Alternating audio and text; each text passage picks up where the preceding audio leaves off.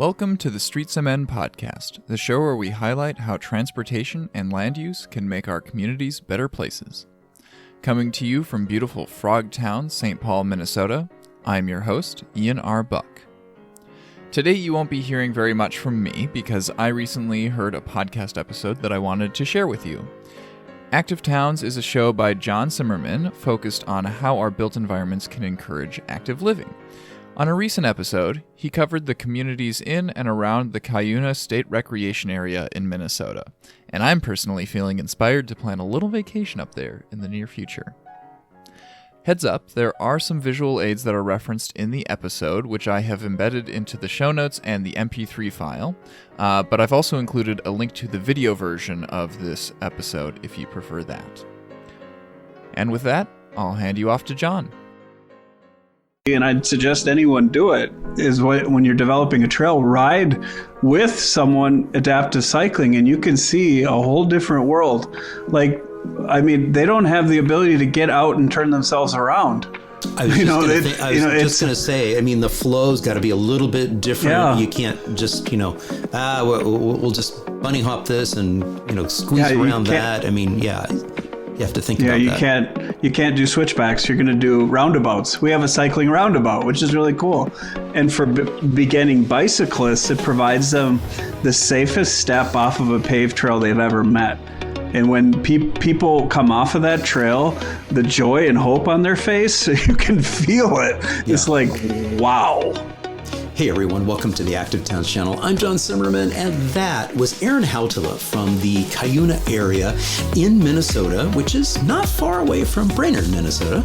And we are having a discussion about a major cultural shift and change that they went through in that area when they transformed a large area that used to be mining and really turned it into a wonderful recreational area and activity asset for the area, for the region, and many of the small towns in that area, and really transformed into a culture of activities. So this is a fabulous success story for these small towns using physical activity and active mobility and riding bikes to help bring economic vibrancy to these communities. So without further ado, let's get right to it with Aaron.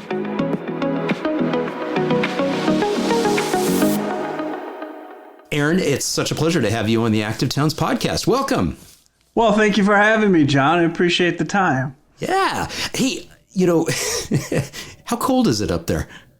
Oh, let's not talk about that. Yeah, No. Today's a heat wave. I'm not kidding. It's a heat wave. Yeah, it was 34 degrees. Oh my gosh, that is a heat wave. I know. Snow was melting. It was felt like spring break. Yeah. So why don't we do this? To kick this off, I'll just turn this over to you, let you introduce yourself, tell the folks where you are located, and then we'll dive in and talk a little bit about Cuyuna. Okay, sounds great, John. My name is Aaron Hautala. My story is based in Cuyuna. That's in Minnesota. It's a mountain bicycling destination currently, and it's growing into a paddle sport destination. We're on the headwaters of the Mississippi River, which is pretty cool from a location standpoint. And the real brief story of Cuyuna is it was a iron ore destination, mining in World War I and II. And then after the World Wars, there was opportunities to get minerals in different places in Minnesota that were less difficult to get. So the mining moved on. And then it provided an opportunity for the community from 1984 through today, really, to look at those open pits and to look at the resources and rethink it. And how can you take something that was man-made, but turn it into a world-class, human-powered outdoor recreation destination? Fantastic. That is great. And I met you and ran into you when you were sort of telling the Cuyuna story at a conference in San Antonio a couple years ago. What was the name of that conference again? I think it was the National Bicycling Tourism Conference, if I can remember. Yes, that's right. Yeah, so it was great. It was neat to like be brushing shoulders with a whole bunch of event coordinators and different folks that welcome people into their communities and their regions, and especially like some of the long bike rides. But then there was also locations. There were like Cuyuna and a few others where they were like welcoming people into their communities to do, of all things, ride bikes. Yeah, it was pretty fun. Yeah. So it's interesting too. You talk a little bit about, or you mentioned about the history of this particular property. How big is this property? It's about 5,000 acres total. And it currently expanded a little to Crow Wing County land. So it's about maybe 6,000 acres total, but it's not a huge chunk of land.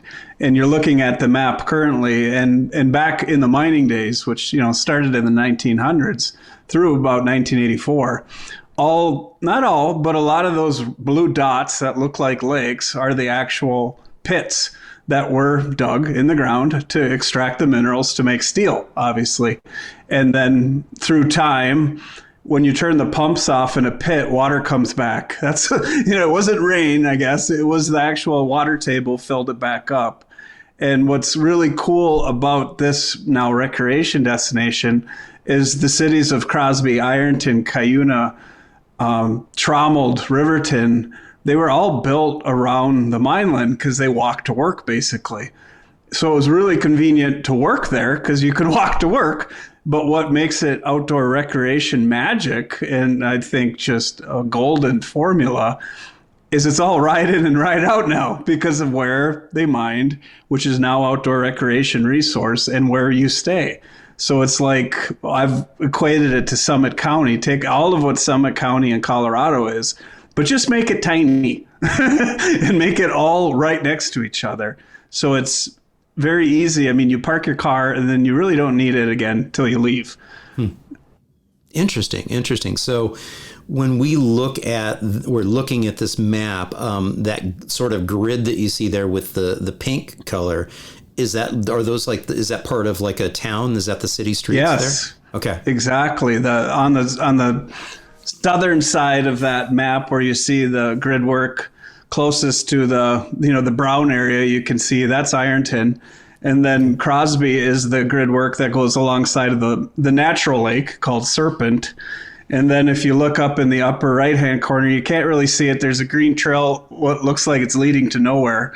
And then it leads to a big yellow area. That's the city of Cuyuna. Okay. And then the actual grid work that's in the upper left-hand corner, that's the city of Trommeled. And then the little grid work that's on the far left, kind of bottom, just above the brown area with the Mine Lake Sagamore there, that's the city of Riverton. So you could see all these little areas. And what's so amazing to live here is that you can cycle to any one of those, and it's just, they're all interconnected via paved trail or via mountain bike trail. Right, and you can navigate the whole thing. So I've been to Brainerd before, visiting Chuck Marone with Strong Towns. Where is this in relationship to Brainerd? 18 minutes direct to the east of Brainerd. Okay, so direct it's to the east. Okay, very, very close. Yeah. Very, very interesting. Okay, cool. So this was circa when this all started? The whole idea for what this area would be, 1984. It's from the people who were there. Yeah. They're still, thankfully we could still chat with them. But yeah, when the last mining truck left, okay, it was the moment of, so what do we do? Right. And there was a lot of different ideas ranging from, well, just sit and wait. They'll be fine. They'll come back, to, well, we could be this, to the brave and bold and what was considered crazy idea in 84 was to have a silent sport destination for outdoor recreation. Okay. And what do you mean by silent sport?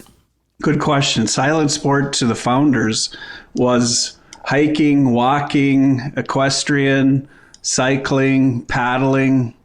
There wasn't per se a motor, because that's what went into the actual management plan of this area. Was pretty much in the summer, it was silent sports. In the winter, snowmobiles are and were allowed through. On the mine lakes, you can have a motorized boat, but you have to keep it within a certain speed and certain horsepower, so it doesn't turn into it's not a jet ski destination, if you will. Right. Gotcha. So it was, along the lines of, let's try to mitigate the amount of noise pollution in this area. So try to lean into the silent sports. Got it. Yeah. And the theory behind that, and I didn't know this, but I asked through the years, and you got to think of this whole area as no trees, just red piles of dirt and holes in the ground. That's all it was. Yeah. There was no lakes yet because the water hadn't come up. The trees had not grown yet. But the people, it was women. I love saying it was women who led this forward, and they wanted to do it to protect and preserve the land. Okay. Because the land did mean something. It helped get through 2 world wars. It helped that community be what it was, and they didn't want to see the land turn into a free-for-all or do whatever you want. They really wanted to protect it as almost a monument of what this community actually did through its heyday of mining. And they wanted silent sports because it was less invasive on a fragile landscape, because it's fragile because it was blown out of the ground and stacked in piles. Right. So you can erode it pretty quickly, if you know what I mean. And that's why that wasn't that they were, mountain bikers in 1984, is that they didn't want to see the overburdened piles turn into ruts and, fall back into the ground and become unsafe. Yeah. But it was a perfect marriage of timing. Got it. So, and then we fast forward to 2013 and 2014. This concept map is from 2014. And who's this group of gents here? Looking down at the map. That was, in 2011, the first trails opened, which was 25 miles of majority 2-way mountain bike trails. The paved trail had been constructed at that point, so that network was already there too. But we were at this point in the meeting having this audacious idea so what can we expand? And moments before this discussion, the answer was, we're done. There is no expansion. But through time and through community. That was the first answer to expansion is, we're done. There was no more plan. It was 25 miles. You're done. And that was something we had to work through. But this is a meeting of the DNR, Steve Weber, who was the park manager at that time. He's in the middle with the green khaki shirt. Father Clunker, Bruce Swanson, is in the yellow shirt. He was the vice president of the Cuyuna Lakes mountain bike crew. Dan Hudson, who was with Imba Trail Solutions, is on the far left. And he's really the person to thank for that master vision, because he put his heart and soul into that like you wouldn't believe. I'm the guy leaning over like my back is sore already. And Joshua Rebenek, who I always say, and he's tired of me saying it, but the brains of the operation, because he's an engineer by trade as well. He's to my right in the black shirt. And then John Schabach took the picture, which I didn't even know John was there, but I went through all these photos on the weekend and John was in another photo. So I know John was there and he took this photo. Right. When you're behind the camera, sometimes you get forgotten. Yeah. And then here y'all are on a precipice looking out. So talk a little bit about what's going on in this photo. Yeah, so this, technically, we call it the North Monoman unit now. I still call it the Morocco unit because that was the original name. But we're on an overlook that is just underneath the overlook that's now there on the Cincher Trail. And this is the very first time that we had the DNR staff out there to say, what if? What if we were able to expand trail out here? And what Nick Stotts, he's the one with the orange shirt on the far right, he's a DNR employee now. He's a trail maintenance specialist. But he's pointing back to where all the 25 miles of current original trails are. So you can see that what looks like a mountain range, it's overburdened piles with trees now. But, that's the former tailings, or not tailings, but the overburden. It was a waste dirt that they couldn't turn into steel. That's where the 25 miles of trail were at that point, and we were to the north of it. And that's why it's called the North Mahnomen Unit now, and Nick is pointing at the South Mahnomen Unit. And again, I was told in the beginning that we'd never have trail out here. It would never happen. We don't have access. And then just last week, the North Mahnomen Unit was finally finished, where the DNR reconnected two lakes that had been disconnected during a road during the mining era, put in a bridge for pedestrians and cyclists, and now has a crowned like gem and jewel of that whole unit. Wow. So it's pretty, these kind of photos help you appreciate how far we came from to get to where we are today. So you mentioned the original 25 miles. Yep. So, and then this was the concept map from 2014. How true to this concept map is the final built out version, and how many total miles are we talking about now? The total mileage right now is about 70 miles of one way, one direction, single track. Unidirection, I guess I could call that. Yeah. I was told that recently. That's unidirection, Aaron. Yeah. You don't have to say one way. Anyways, what hasn't completed is only two things. And there's a section on the Paradise Point, which the DNR does not have land access to, that could develop an expert trail center right within the rally center, kind of in the middle of the whole thing. Okay. And then there's a unit called the Black Hoof Unit, which is to the south of it. I'd point at it, but I can't. Right, yeah. But it's kind of in that same rally center zone. And then there was a desire for the North Mahnomen Unit to have a much larger loop, but due to private land holdings still being private, that wasn't possible. Okay. And what I tell people is, at this point, I don't know that those developments will be for cycling. Right. There's a chance they could be for hiker-specific trails. Okay. And maybe should be, because 70 miles of single track is a lot when the hikers have 0 miles for what they have. Or maybe they will turn into adaptive trails to give our adaptive cyclists more miles. When you get to 70, you start rethinking, okay, what are we doing and why are we doing it? Right. And it's a nice place to be. Or it might be nothing. It might be just what it is today. We'll see. Right. So you've mentioned the Minnesota DNR a couple of times, the Department of Natural Resources, and you talked a little bit about land, some of the land being private and some of the land being public land or DNR land. When we look at this complex, the entire area here, how many acres are we talking about? And then how many acres is actually left that's developable into trail systems?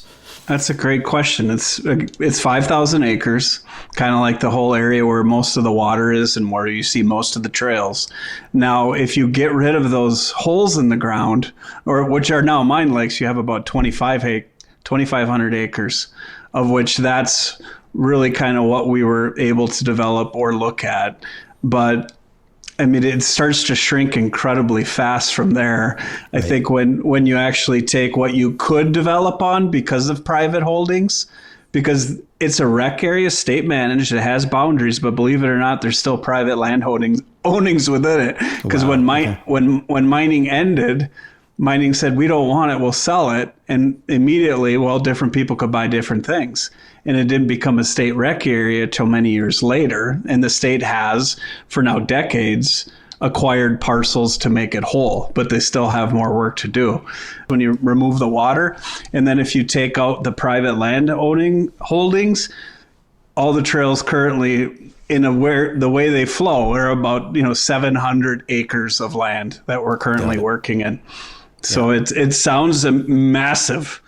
But when you break it down, it's like, it is not massive. Right. But it's still quite impressive for 70 miles of single track. So to your point earlier. So that's really fascinating.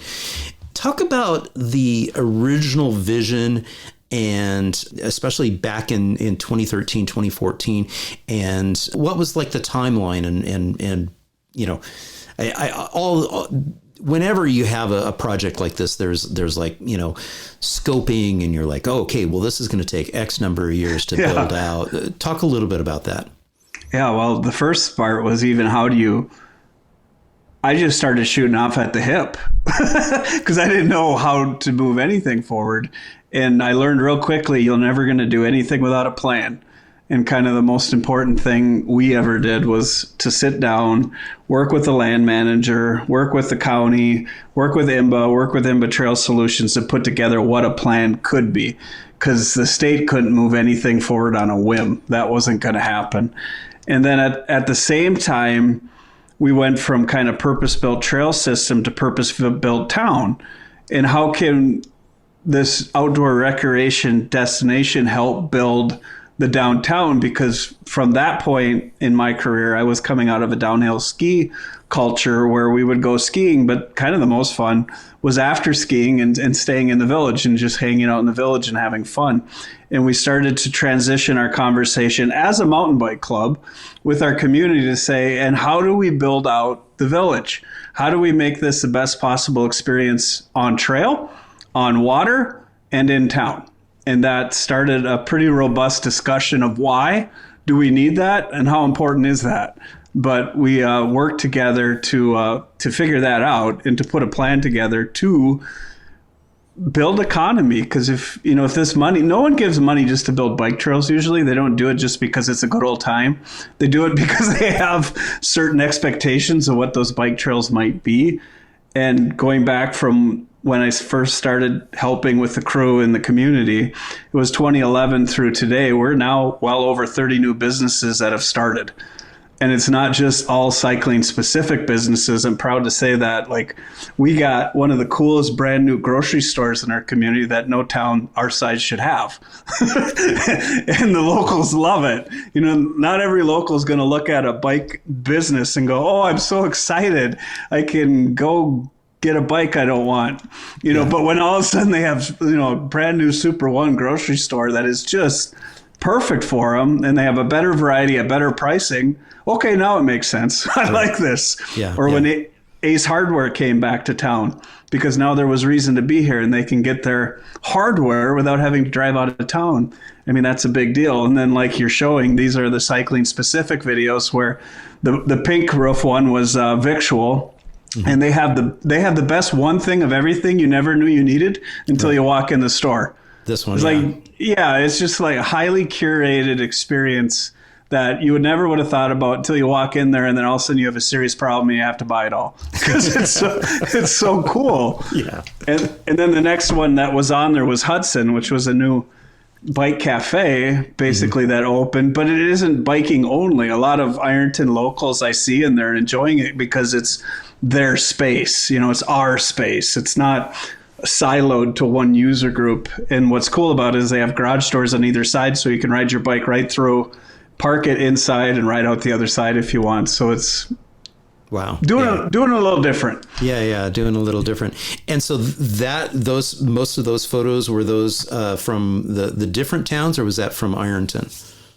Crosby Ironton is a lot of what we're showing there, but everything happened in Crosby first because it looked like it was the most ready to go. Now Ironton is actually the closest to the trailhead, and now Ironton's starting to happen with the donut shop, with the bike cafe, a new restaurant started, a candy shop is opening, and now Deerwood's getting into the action, and they're the farthest way away from the whole town. They're connected via paved trail, but now they have a brand new dental office that is just incredible. They redid like the old motor lodges when they redo them and make them cool. That happened. Yeah. There's going to be a new clinic in Deerwood. So you're seeing it's expanding out way outside of our immediate impact. Yeah. And this is the website, Cuyuna.com.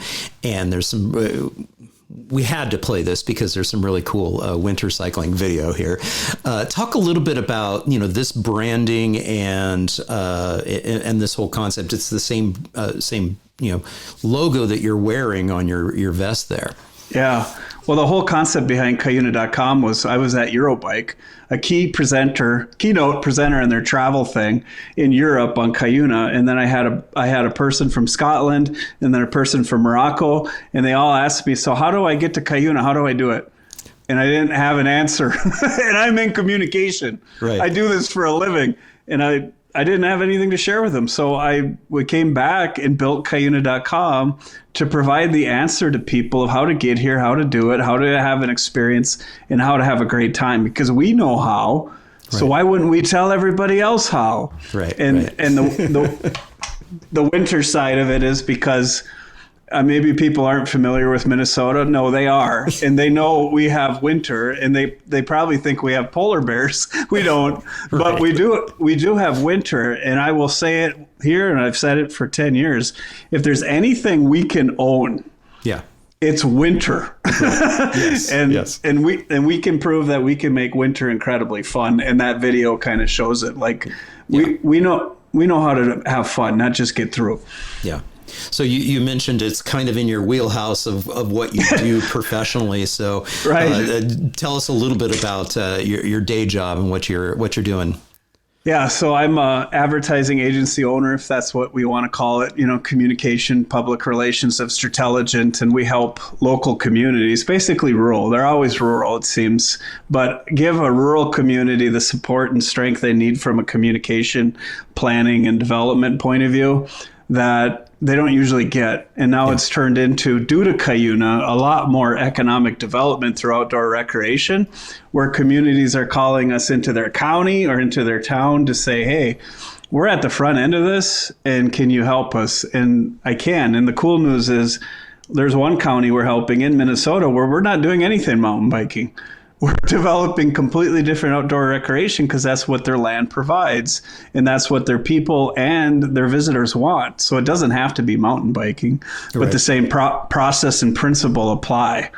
And it's been it's been a very learning experience. It's like there's no real, if you find the book on how to do this, send it to me. Otherwise, it feels like kind of writing it as we go.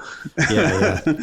So one of the things that I think is so incredibly important, and yes, we started off our conversation, as Chuck would say, by talking about the weather. That's a good Midwestern thing to do, is to talk about the weather right off the front. And so, I mean, some of these images of, being out there in the environment, in the snow. I mean, it's just a matter of wearing the right type of clothing. And that's kind of the joke that we talk about at Active Towns all the time with active mobility, is that there is no such thing as bad weather. There's just bad clothing. I mean, you can, if it's the snow is flying or if it's a chilly day, it's fine. Dress appropriately and go out and have a good time. Talk a little bit about this, this concept of, this area being such a driver for economic vitality and vibrancy, and the fact that it doesn't just shut down in the wintertime. Right. And the reason why it doesn't shut down is because we don't leave. So we had to make it vibrant year round. And that's the goal. It's like, how do you find the best possible experience regardless of the season? And for that winter cycling, I mean, when we started it off, we didn't have trail that looks like that. I mean, that is groomed single track through mechanical devices that did not exist 12 years ago. And our mountain bike club was faced with, we had snowshoers packing snow, and that was going to work for about 4 miles of trail. And we said, hey, we want 40. Right. Because we want to ride it all ourselves, and we want other people to come too. And we had to innovate and develop strategies and equipment that did not exist. And the DNR, give them credit. They let us do it. They worked with us to allow it because in the beginning, they said no motorized grooming. And if that's the future, we're not doing anything. Yeah. But then, again, working together, building relationship, building clarity and understanding, we were able to do it and develop. Because if you don't have a groomed trail in the winter, nobody's coming. Because you can't ride it. Yeah. And I'm pausing on this particular photo because I think it speaks to the other side, which is the importance of engaging entire families. Yeah, you hit it on the head there. And we were criticized for that in the beginning, that we built out Cuyuna to be so beginner. Why so much beginner trail? Well, because it was to build economics. It was to be a place where the Strider bike through the mom or dad could find the trail either together or on their own. And as we built out that 70 miles, we erred on building the expert trail we did not have. Right. And now 10 years later, we have a well-rounded experience that honestly still leans beginner on purpose. And we're proud of that. So when it's used as an insult, we go, thank you. Well, I mean, in my world, it's what we call, building an environment for all ages and abilities. Yeah, exactly. And it's just like with gravel cycling.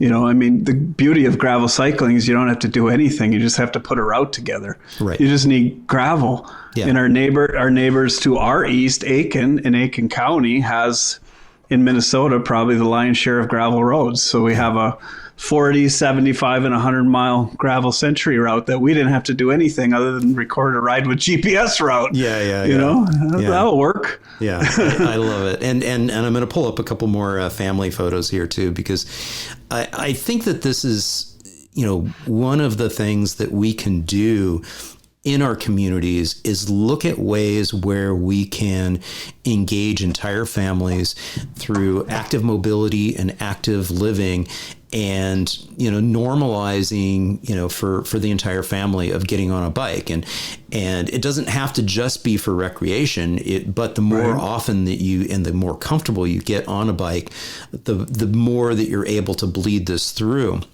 And you had mentioned it earlier, too, for those people who are like living in these towns, in these areas, they can literally ride to the trailhead from their door, from their house, from their actual doorstep. Right. Yeah. And what we're seeing now with our Sagamore adaptive cycling trails, so they're built for the adaptive cycles, the 3 to 4 wheel cycles, which is great because up to this moment we had 0 miles for them. Now they have 7+ miles, and bicyclists are obviously allowed on it too. And this trail footprint is allowing families to recreate together. And when I say families, I'm not talking mom and kids. I'm talking grandparents, mom and kids. And the grandparents are allowed, because they exist and they're really cool, they can do the pedal assist e-bicycles.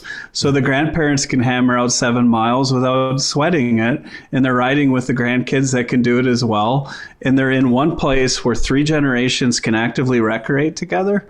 That's magic. That's the secret sauce right there. Yeah, if you're looking for it. Absolutely. And I think that this also fits into that category of all ages and abilities, because again, as you mentioned, all ages, the grandparents can be doing this, as well as, because of the, what we're seeing with the adaptive cycling here, truly all abilities as well. Yeah. And now, and talk a little bit about the specifics of this type of trail, because I think that this is a different footprint, a little bit wider in the trail, correct?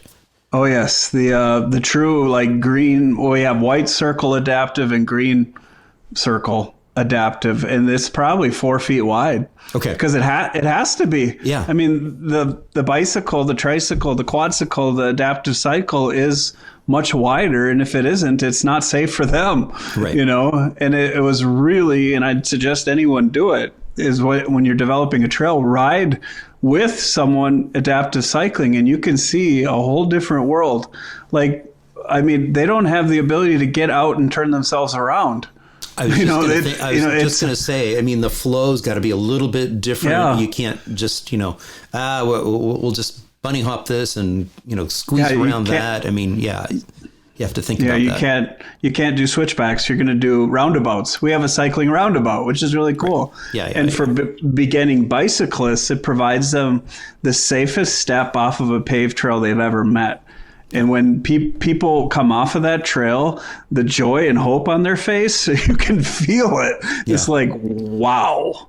Yeah. Yeah. So one of our biggest challenges is really making sure that riding a bike is not just a dude activity, is getting more and more women, engaged in doing this. And, here we are, 2 dudes talking about this, but you sent through a whole bunch of photos of women cycling.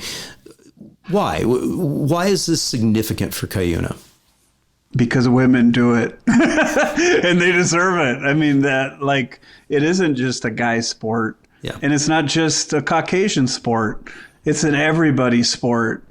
And what we learned real quickly is if we want women in Cuyuna, we want families in Cuyuna, we want multi-ethnic groups in Cuyuna, and the best way to help communicate that is to show them in Cuyuna, and we really wanted to photograph them, I don't care who them is, just we want them to show them having their experience, because that's what we want. And it's bringing all people together, really, and there's different trails for every one of them, and they get to create their experience. We're not going to tell them how to do it. We're going to provide the portfolio. Here's the options. Right. Now choose your own adventure. Yeah. Yeah, that's good stuff. What have we not talked about yet that you think we should cover? That's a great question. I think you've actually covered a lot of it. I mean, the main question I usually get asked is, well, how do I do this in my town? And it takes persistence, and it takes relationship. Yeah. And it doesn't have to take decades of time, but it might. But if you're not building relationships with everybody, if you have silos, it won't work. You have to, I call it the silo busters. You got to get the chamber out of their silo, the economic development out of their silo, city council out of their silo, county commissioners out of their silo. Yeah. Even, different user groups that you might not agree with. Yeah. You got to get out of our silos, and it's like, okay, here's our hands. Now, how do we do this? Because if you're not working together, someone's working against you, and it won't happen. And you're far better off to work together. But it takes time. It's harder, but it works.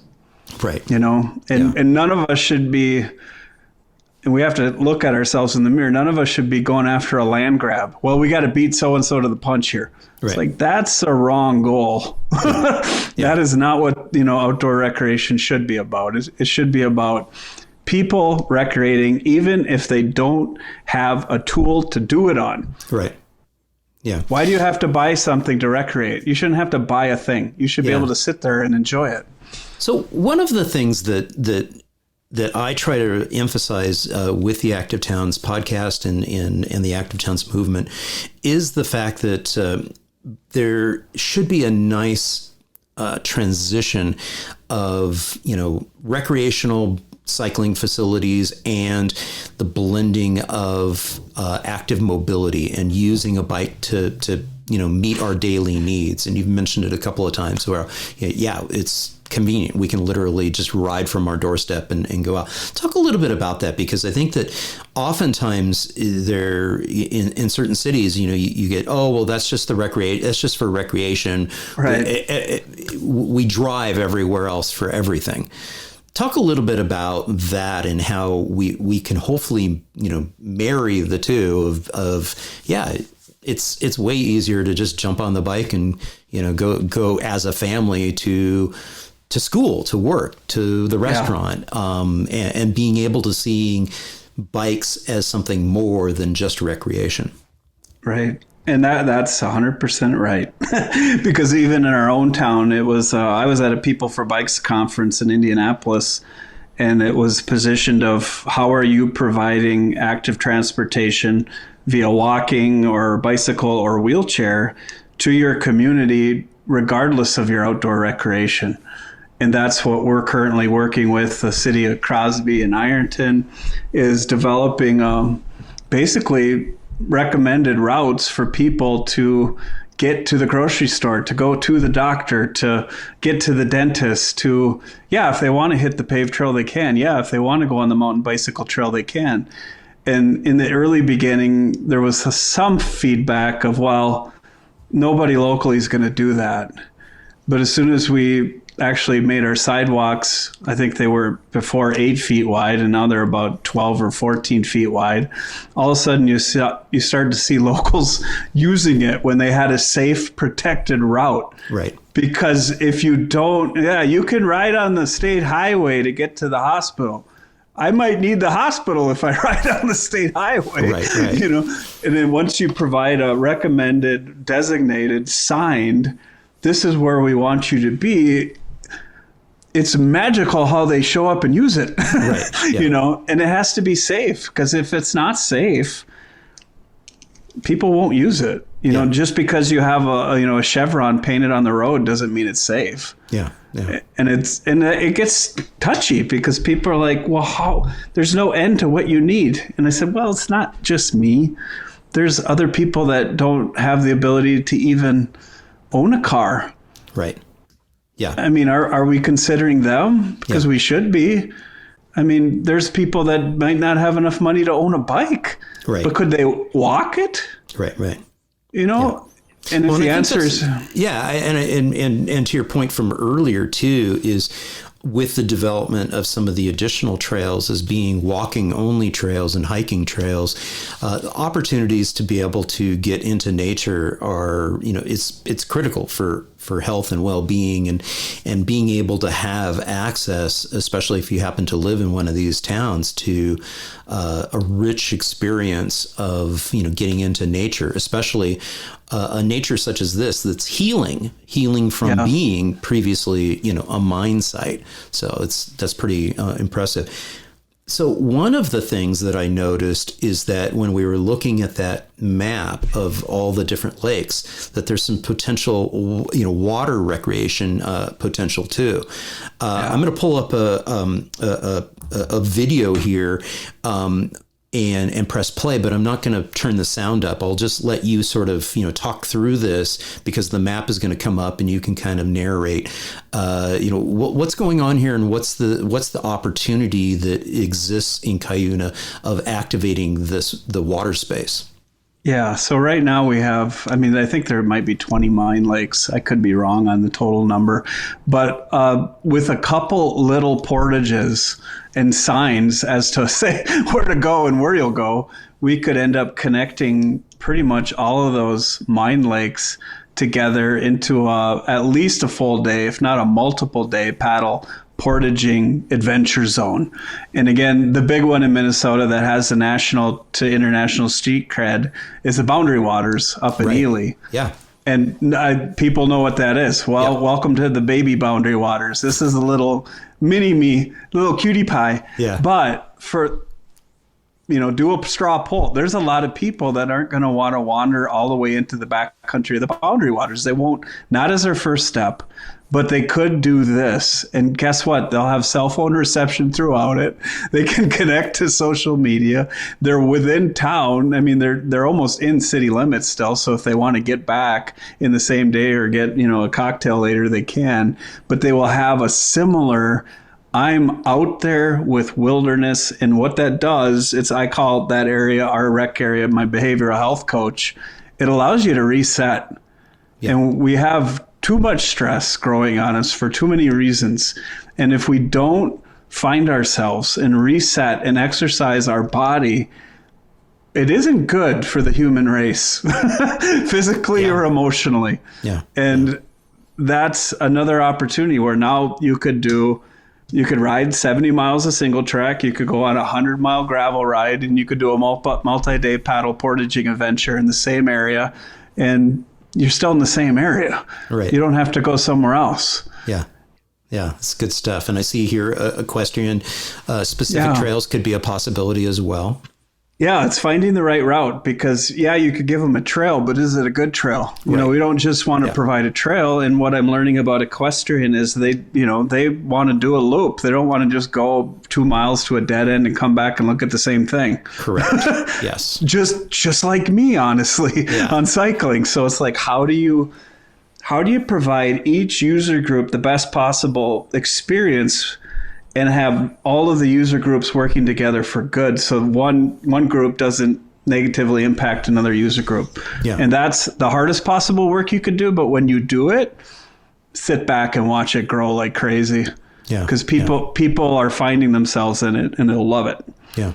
And so here's the call to action, because it sounds like there's a lot of work yet to be done in this area. So folks can email at info@cuyuna.com, and you all will get them connected. And I'll get them connected. Find out a way to help out. Yeah, it's all the state helps a lot.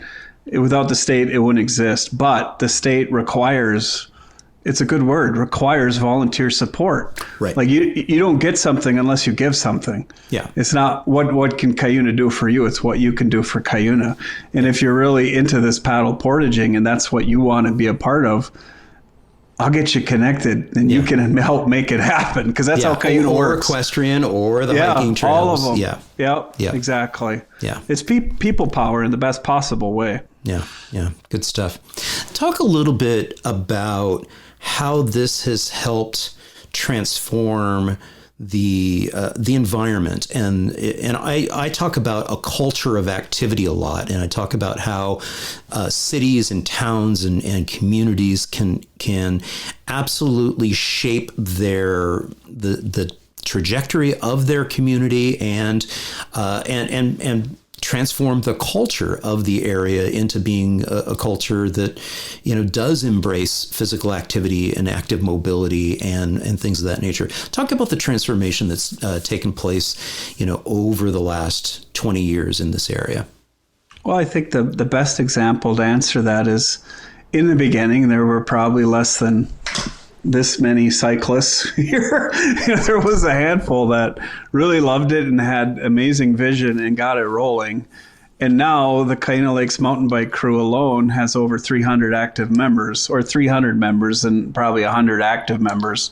So you talk about an exponential growth. And then outside of, you take a 60-mile radius of Cuyuna, and Brainerd, Cross Lake, Breezy Point, Bemidji. It's impacted all these different areas. And from a community wellness point of view, it's incredibly hard to tell anybody, go be active. You'll like it. Right. It doesn't work. Right. But what cycling, at least in my opinion, everyone has their own and they're allowed it. But like on these adaptive trails, that really provides an opportunity for equality of people can try it. And if you don't have the leg power in the beginning, you can try an e-bike. And if you have that experience and don't like it, that's okay too. But I think a large percentage of people might come out of that experience and go, well, that's not what I thought it would be. I kind of like that, actually. Yeah. And that's how it starts. That's how it started for me. I had a little adrenaline rush on a mountain bike that reminded me of downhill skiing. I have not touched my skis since 2011. Okay. They're still in the same spot because I took all that energy and put it into how do we make that here? Right. It's different, but how do we make it here? And the main thing I'd caution everyone is, like, if you're looking to do anything like this, it's not about replacing or displacing or changing. It's about how do we together make this happen, and it's not about creating an us and them. It's about creating a we, right. And that's the real thing. And it's hard. It's not an easy thing to do, but if you go into it with that filter and frame, you're going to have a better chance of achieving real results and sustainable results versus a flash in the pan. And what we didn't want this to be was one chapter that had a beginning, a glorious midsection, and then an end. Right. Because we have had too many of them already. Yeah. It's like, and this isn't the deal. This is not the thing. Yeah. But it's a supportive thing that can make healthcare better, that can make education better, that can make our, major manufacturing stronger and give this a place that people want to live, but not get so out of control that they have to move because they can't afford to live. That's not the goal. Yeah. That's not the goal, So it's complicated, but it's, as folks approach this, be thoughtful about it and be kind. Well, and I like to frame this too, that it's you mentioned that in the beginning there was X number of quote unquote cyclists, and you've been successful when it becomes just a normal activity for entire families to do, and they wouldn't identify themselves as cyclists. They would just say, no, we're just people and we enjoy riding a bike. We enjoy getting on our bikes as a family unit and doing stuff. And, when it's, when it's safe and inviting, as you mentioned earlier, we'll get on our bikes and we'll do that for a utilitarian trip. We'll ride in the summertime to the ice cream shop or something. That sort of thing where it's not an us versus them. It's like, oh no, this is just like, it's inclusive of everybody in the community, all ages and abilities. Yeah. And that's where families help create that, I think. Yeah. Because it's hard to argue families having fun. Right. It's like, what part of that don't we like? And what people have seen is that there was, I think decades is a fair word, where decades of people left and didn't come back. And then all of a sudden now they want to get back. Right. And I'm hearing people say, thank you. I grew up here. This is what we all felt it could be. Right. Thank you. And I'm like, a resurging pride. I like this. This will work. Yeah. That's good stuff. And that's bigger than bike trails. That's creating a sense of place and a sense of peace. Yeah. And you're always rowing the boat, though. You can never take a day off, by the way. Yes, absolutely. I try to emphasize that with folks around the globe as well. Is that this is hard work. This is not a sprint. It's definitely longer than a marathon, too. If you're going to use running event analogies, this is like a never-ending ultra marathon. So just keep moving, one foot in front of the other. So good stuff. Aaron, thank you so much for joining me on the Active Towns podcast. It's been such a joy to connect with you. Well, thank you for making time for me, and I'm very grateful to see you again and spend some time with all y'all. Thank you all so much for tuning in. I hope you enjoyed this episode with Aaron. And if you did, please share it with a friend. And if you haven't already done so, be sure to subscribe to the Active Towns podcast on your preferred listening platform. And also, if you have the ability to rate it and leave a comment, that would be super, super cool. It really helps out a lot in terms of bringing new people to the podcast. And hey, special thank you to all my Active Towns ambassadors out there supporting me on Patreon, Buy Me a Coffee, buying items from the Active Towns store, as well as making donations to the Advocates for Healthy Communities nonprofit, which really helps cover a lot of the pro bono work that I do for cities and some of the travel that I do throughout the year. Well, until next week, this is John signing off by wishing you much activity, health, and happiness. Cheers.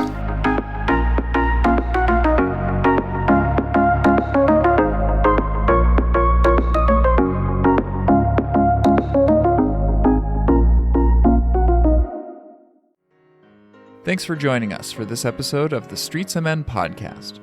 This show is released under a Creative Commons Attribution, Non-Commercial, Non-Derivative license, so feel free to republish the episode as long as you are not altering it and you're not profiting from it. The intro and outro music in this episode is by Eric Brandt and the Urban Hillbilly Quartet. Are you enjoying the show and want to help make future episodes? We're currently in need of someone to help create transcripts. Mike has been doing an awesome job so far, but he's moving on to other areas of responsibility with Streets MN.